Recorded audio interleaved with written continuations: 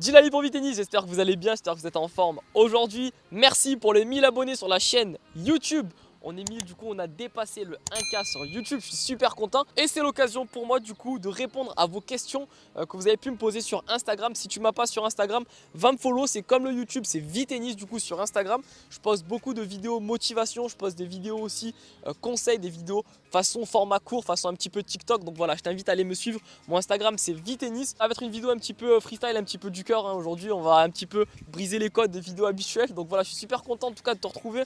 Aujourd'hui on a dépassé ce cap des 1000 abonnés. Moi je suis content parce que ça permet que la communauté du coup s'agrandisse, qu'il y ait de plus en plus d'échanges dans les commentaires YouTube. Je remarque que dans les commentaires vous êtes de plus en plus nombreux à commenter et du coup à interagir les uns avec les autres, à vous apporter des conseils, à vous tirer vers le haut dans la pratique du tennis et dans le sport en général. Donc moi franchement c'est ma plus grande satisfaction personnelle, le fait qu'il y ait des gens qui puissent s'aider du coup via le travail que je vous propose du coup sur YouTube et via les vidéos que je poste. Donc voilà, pour moi c'est un petit peu la reconnaissance de mon travail, voilà, que les mecs s'aident entre eux. Donc voilà, si tu commentes pas souvent les vidéos, n'hésite pas, comme je t'ai dit, à mettre un commentaire en bas des vidéos parce que peut-être ça pourra aider quelqu'un qui va passer par là, qui va lire ton commentaire et ton retour. Donc voilà, on va sans plus attendre commencer avec les questions de la FAQ. On va commencer par une question que je trouve super intéressante, que j'ai jamais parlé en vidéo.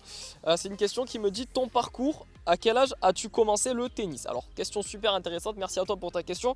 Alors, mon parcours, à quel âge j'ai commencé? J'ai commencé le tennis tardivement. Je commençais à l'âge de 12 ans le tennis. Je regardais comme un peu tout le monde la télévision, je regardais des matchs, il y avait Rafa, il y avait Roger, il y avait Novak. Et en fait, j'avais envie de tester ce sport.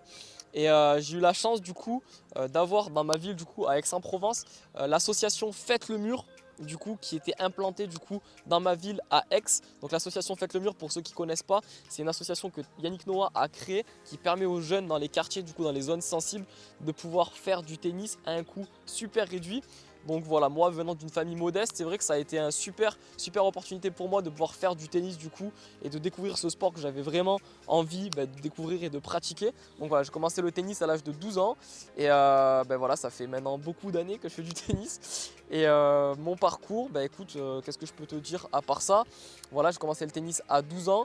À 17 ans, j'ai passé un diplôme pour entraîner du coup au tennis qui s'appelle le CQP AMT. Donc maintenant ça s'appelle le CQP ET, il me semble, ça a été modifié avec les réformes de la fédération française. Donc voilà, 17 ans j'ai passé le CQP et l'année dernière du coup j'ai passé du coup mon diplôme d'état, donc mon DE d'entraîneur de tennis du coup pour pouvoir entraîner dans un club, pour pouvoir en faire mon métier du coup et ma passion parce que je suis vraiment passionné par ça. Et je pense avoir répondu un petit peu à ta question. Ton joueur préféré et pourquoi? Alors ça c'est une question qui a souvent été posée du coup dans les questions que j'ai reçues sur Instagram. Certains je pense le savent, ceux qui me suivent un petit peu sur Insta doivent le savoir. Et mon joueur préféré c'est Novak Djokovic. Pourquoi Djoko? Parce qu'en fait, il y a, comment dire, on a chacun des préférences en termes de joueurs, en termes de niveau de jeu, en termes de style, en termes de personnalité. Et je pense, en fait, moi, mon interprétation, c'est que quand on aime un joueur de tennis, c'est qu'en fait, on se reconnaît à travers lui sur certaines choses, que ça soit psychologique, que ça soit au niveau du jeu, que ça soit au niveau de l'aspect mental, sur plein de choses. Et moi, Djoko, en fait, c'est un joueur que j'apprécie beaucoup. Je l'ai vu en vrai, je l'ai vu à l'entraînement. Il dégage un peu ce côté robotique, ce côté, c'est pas de la nonchalance, mais en fait, ce côté un petit peu invulnérable. Et moi c'est un petit peu ce côté là en fait que j'aime sur le court de tennis. Moi en tant que joueur, j'aime bien sur le court essayer de rien laisser transparaître à mon adversaire, d'être vraiment dans mon match focus, d'essayer d'être vraiment un petit peu stoïque. Alors il y a aussi Roger qui a ce côté là. Djoko a un petit peu aussi des coups de sang des fois à certains moments et c'est pour ça que beaucoup de joueurs aussi ne l'apprécient pas forcément et ça peut être compréhensible. Mais moi en tout cas ouais, mon joueur préféré c'est Djoko et pour toutes les raisons que je viens de te citer, pour l'orgueil aussi qu'il a sur le court, l'envie de ne jamais perdre aussi. C'est super inspirant de voir que dans les moments forts, dans les moments importants, il a souvent réussi à gagner des matchs alors qu'il a sauvé des balles de match, notamment en Grand Chelem. Donc ça aussi je trouve que c'est quelque chose qui est super inspirant et c'est quelque chose qui m'inspire et c'est vraiment un joueur qui m'inspire au niveau aussi de son caractère, au niveau de sa vision de voir la vie aussi, quand on le voit aussi en off-season, donc sur les périodes où il n'est pas sur le circuit, les manières dont il s'entraîne, quand il s'entraîne dans la neige, quand il s'entraîne avec son staff, quand il va en forêt, quand il va faire des balades. Il a une alimentation aussi que je trouve super intéressante. Donc voilà, je vous invite à vous renseigner un peu sur le joueur. Mais voilà, mon joueur préféré du coup c'est Djoko. 5 personnes qui m'ont posé la même question, qui m'ont demandé quel est ton classement et à quel classement aimerais-tu monter, donc quels sont tes objectifs. Mon classement, je crois que j'en ai rarement parlé, je crois en vidéo, je crois à part sur une FAQ, il me semble, la dernière FAQ que j'avais fait sur ma chaîne. Vitennis, quel est ton meilleur classement? Jusqu'à il y a 2 jours du coup, j'étais 15-1, mais je suis passé 15 hier soir. Cette année, du coup, au classement final, je suis passé 4-6, donc je suis classé 4-6. Mon objectif de classement, c'est une bonne question, c'est une super question. Moi, je pars du principe, ma vision des choses, c'est que on peut se fixer un objectif de classement sur le court terme, et ça c'est un conseil que je peux te donner aussi. Fixe-toi des objectifs le plus court terme possible, de manière à ce que ce soit des objectifs que tu trouves atteignables. Et en fait, le fait de se fixer plein d'objectifs, plein de petits objectifs, ça va être beaucoup plus facile à atteindre que si tu te fixes un grand objectif qui paraît super loin. J'en avais parlé dans une vidéo aussi par rapport aux objectifs et au stress que je t'invite à aller voir. Mais moi, mon objectif de classement actuellement, je suis 4-6. Je dirais que sur les 2-3 prochaines années, essayer d'arriver autour de 2-6, je pense, 2-6, 1-6. Sur 3 ans, si j'ai toujours la motivation, l'envie de faire des tournois, si j'ai toujours aussi le temps de faire des tournois, parce que ça consacre du temps aussi, le fait de matcher, le fait d'aller jouer. J'ai envie de jouer, j'ai envie de progresser aussi au tennis. Donc je me dis ouais, why not, pourquoi pas. On va dire ouais, on va se dire un objectif, on va se dire 2-6 d'ici maximum 3 ans. Donc là je suis à 4, on verra voilà si l'objectif est atteint d'ici 3 ans du coup sur la chaîne YouTube. As-tu assisté à des Master 1000 ou Grand Chelem, rencontré des joueurs ATP? Alors oui, j'ai assisté à plusieurs tournois, du coup que en France. J'ai assisté à côté de chez moi à Marseille à l'Open 13. J'y allais un petit peu tous les ans, je suis allé beaucoup de fois à l'Open 13. Pour la petite histoire, à l'Open 13, j'ai fait un point et j'ai battu Gilles Simon sur le central de l'Open 13. Donc je t'invite à aller voir la vidéo, je te la mettrai en fiche, je crois que c'est de ce côté. Je t'invite à aller voir la vidéo, elle est assez rigolote, je l'ai faite il y a plus d'un an. Donc voilà, je t'explique un peu comment je me suis retrouvé là. Donc voilà, c'est un petit peu marrant comme histoire.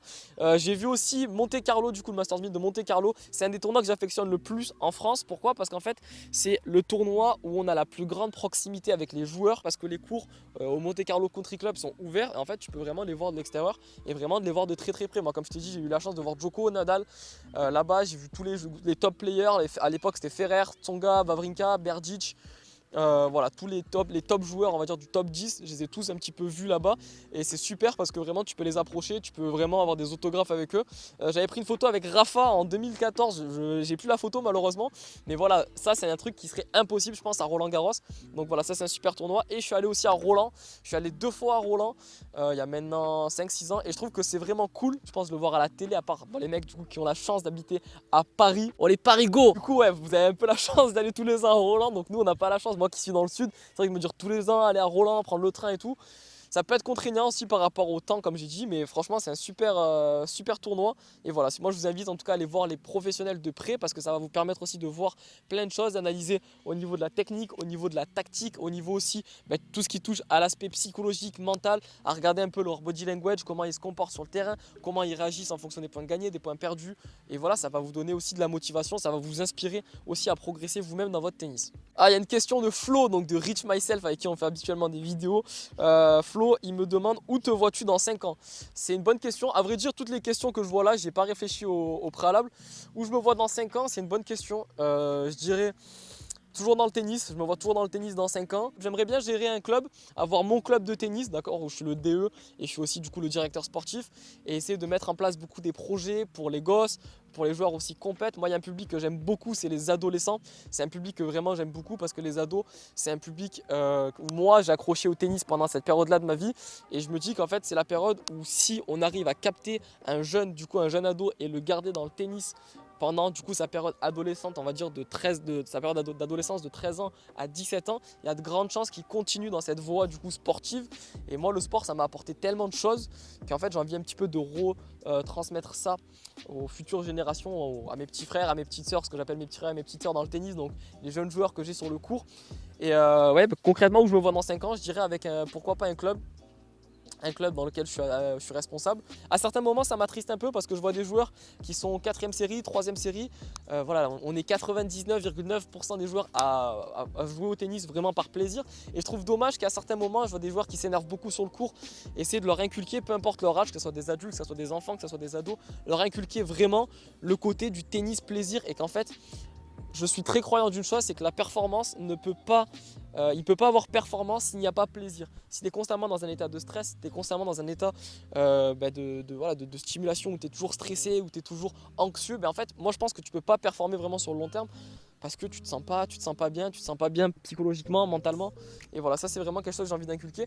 Soit cette carrière-là, on va dire, dans un club traditionnel où j'ai mon club, tout ça, soit bouger, faire un petit peu entre guillemets le tour du monde et partir essayer de découvrir le tennis un petit peu partout dans le monde, que ce soit en Amérique du Sud, que ce soit en Asie, que ce soit aussi en Afrique. J'aimerais beaucoup aller voir le tennis en Afrique, quelles sont leurs visions du tennis, si c'est vraiment de l'acharnement. Vraiment, j'ai aucune idée de comment le tennis se pratique dans le monde et ça c'est quelque chose vraiment que j'aimerais expérimenter, que j'aimerais voir. Donc voilà, où je me vois dans 5 ans. On va dire 2 choix possibles principaux, soit rester en France dans un club traditionnel et être directeur sportif et avoir vraiment mon club à moi où je développe des projets, soit partir dans le monde et un petit peu avoir cette vie de globe-trotteur et voir un petit peu, faire un peu le tour du monde du tennis et voir comment le tennis se pratique à l'étranger. Question intéressante, vas-tu faire des rencontres abonnés? Bon, pour l'heure actuelle, je pense que la communauté est encore trop petite, mais si un jour on arrive à 10 000, 15 000, 20 000 abonnés, pourquoi pas. En fait, moi j'avais un projet, j'avais vraiment un projet que je voulais faire. C'était un peu ambitieux, je voulais le faire au début de ma chaîne, mais bon, comme j'avais une communauté qui n'existait pas encore, faire en fait une rencontre abonnée, en fait, où on se donnerait rendez-vous dans un genre de complexe sportif, dans un genre de club de tennis qu'on privatiserait pour une journée ou pour un week-end par exemple, et où on se retrouverait avec les abonnés qui ont envie de faire le déplacement. Je sais pas, on pourrait se retrouver à 20, 30, 40, 50, peut-être plus, je sais pas. Et en fait, juste se dire qu'on va faire pendant 2 jours par exemple une sorte de TMC ou une sorte de tournoi en fait entre nous, où on va faire des parties avec des matchs en simple, des parties avec des matchs en double. Moi, ma rencontre abonnée, comment je la verrais, ça serait ça, vraiment prendre un gros club de tennis où il y a, je sais pas, on va dire plus de 5 cours, 6 cours voire plus, et voilà, passer une journée. Ça pourrait se faire en été, j'aimerais bien le faire en été parce que ça pourrait être sympa. Le soir, on pourrait manger tous ensemble avec tous les abonnés, on pourrait passer du coup des moments sur le cours de tennis à faire des vaches, donc des petits points grands points aussi, à faire des matchs en double, des matchs en simple, et vraiment partager un week-end ensemble autour du tennis et discuter et faire des rencontres. Et moi, je pense que ça serait vraiment mon objectif. Si la communauté grossit et que j'ai l'occasion de le faire, franchement je pense que je vais vraiment organiser ça parce que c'est quelque chose qui me tiendrait à cœur. On va se donner, je sais pas, peut-être un objectif, allez, soyons fous, on va se dire 10 000 abonnés. Si on arrive aux 10 000 abonnés et que vraiment il y a beaucoup d'abonnés qui seraient chauds pour se déplacer et se donner rendez-vous dans un club en France, franchement je pense qu'on va se faire ça sur un week-end. Et voilà, s'amuser, jouer au tennis et vraiment kiffer la life. Écoutez les gars, je pense qu'on va s'arrêter là pour cette FAQ, du coup pour les 1000 abonnés en tout cas. Ça m'a fait plaisir de faire cette vidéo, ça a été un petit peu un débat, un dialogue entre vous et moi. Je vous ai un peu parlé du cœur, j'essaie de pas trop faire des cuts dans cette vidéo, histoire que vous ayez un petit peu toutes les choses qui me sont passées par la tête par rapport aux questions que j'ai pu recevoir. Désolé à ceux à qui j'ai pas pu répondre aux questions, mais c'est des questions qui avaient un peu un rapport avec celles auxquelles j'ai répondu. Si la vidéo t'a plu, si tu veux me soutenir, n'hésite pas à mettre un pouce en bas de cette vidéo. Dis-moi en commentaire si tu as d'autres questions à me poser, je pourrais y répondre aussi dans l'espace des commentaires. On va se faire aussi une FAQ au niveau des commentaires, je répondrai à toutes les questions dans la limite du raisonnable. Encore une fois, c'était Djilali pour Vitennis, merci d'avoir regardé cette vidéo et j'ai hâte de vous retrouver pour la prochaine vidéo sur ma chaîne YouTube. D'ici là, prenez soin de vous, prenez du plaisir, amusez-vous, la vie est belle, le tennis est un super sport et ça reste avant tout un plaisir. Prenez soin de vous, ciao.